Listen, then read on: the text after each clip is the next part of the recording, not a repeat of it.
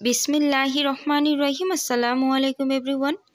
আজকে আমি খুবই সহজ এবং মজাদার ঝটপট একটি ইউনিক পিঠার রেসিপি শেয়ার করব। আপনারা চাইলে কিন্তু সকাল বিকালের নাস্তায় অথবা যে কোনো সময় এটা খুবই অল্প সময়ে তৈরি করে নিতে পারবেন।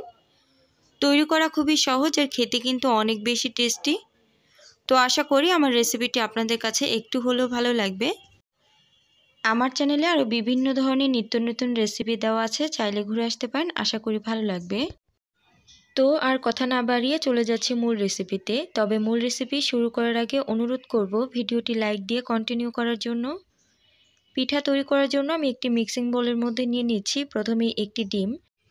এখানে অবশ্যই নর্মাল তাপমাত্রায় থাকা ডিম ব্যবহার করতে হবে। এখন এর মধ্যে প্রায় 1.5 টেবিল চামচ পরিমাণে চিনি দিয়ে এখন ডিম আর চিনিটাকে একটু ফেটিয়ে নিচ্ছি। যখন চিনিটা খুব ভালোভাবে গলে যাবে ঠিক ওই মুহূর্তেই ফেটানোটাকে বন্ধ করে এর মধ্যে দিয়ে দিব গুড়। আমি এখানে অরিজিনাল খেজুরের গুড় নিয়েছি, আর চেষ্টা করবেন খেজুরের গুড়টা এখানে ব্যবহার করার জন্য।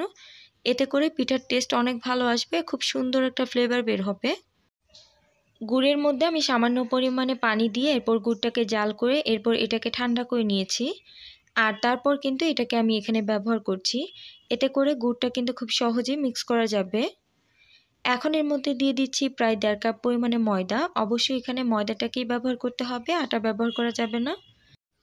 এরপর এখানে দিয়ে দিব প্রায় 1 টেবিল স্পুন পরিমাণে বেকিং পাউডার, দিয়ে দিব স্বাদ মতো লবণ। মিষ্টি খাবারের মধ্যে সামান্য লবণ ব্যবহার করলে এতে টেস্ট ভালো আসে। সবশেষে এর মধ্যে 1/3 কাপ পরিমাণে সয়াবিন তেল দিয়ে সবগুলো উপকরণ খুব ভালোভাবে মিক্স করে নিব। হাতের কাছে যদি বেকিং পাউডার না থাকে তাহলে কিন্তু এখানে বেকিং সোডাটাও ব্যবহার করা যাবে, তবে পরিমাণে অল্প। এখন আমি পরিমাণ মতো দুধ দিয়ে এই ব্যাটারটাকে তৈরি করে নিব। আর দুধটাকেও আমি আগে থেকে জাল করে ঘন করে নিয়েছি, অনেকটাই ঘন করে নিয়েছি, এতে করে কিন্তু টেস্ট অনেক ভালো আসবে। এখন অল্প অল্প দুধ মিক্স করে এই ব্যাটারটাকে তৈরি করে নিয়েছি। আশা করি দেখেই বুঝতে পারছেন এটার ঘনত্বটা কতটা বেশি পাতলা হয়েছে। এরকমই পাতলা করে এটাকে তৈরি করে নিতে হবে। এখন পিঠাগুলোকে তৈরি করব, এর জন্য একটি পাইপ্যানের মধ্যে পরিমাণ মতো ব্যাটার দিয়ে দিচ্ছি। এরপর পাইপ্যানের হাতল ধরে যতটা সম্ভব একটু গোল করে নিচ্ছি। আপনারা চাইলে কিন্তু এই পিঠাগুলোকে ছোট করেও তৈরি করে নিতে পারেন। এতে করে কিন্তু ব্যাটারটা এখানে অল্প পরিমাণে দিতে হবে।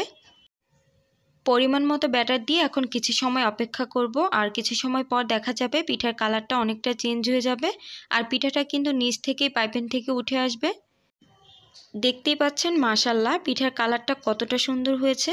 আর এই পিঠাটা গরম থাকা অবস্থায় অনেক বেশি ক্রিস্পি হয়ে থাকে, আর ঠান্ডা হওয়ার পর এই পিঠাটা কিন্তু অনেকটা বেশি সফট হয়ে যায়।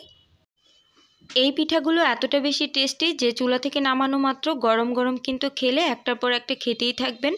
তো আমি আপনাদের সাথে কিন্তু সবগুলো পিঠা শেয়ার করতে পারিনি, কারণ চুলা থেকে নামানো মাত্রই পিঠাগুলো কিন্তু শেষ হয়ে গিয়েছে। আমি কয়েকটা পিঠা আলাদা করে রেখেছিলাম, আপনাদের দেখাবো। তো আশা করি আমার এই পিঠার রেসিপি আপনাদের কাছে ভালো লেগেছে।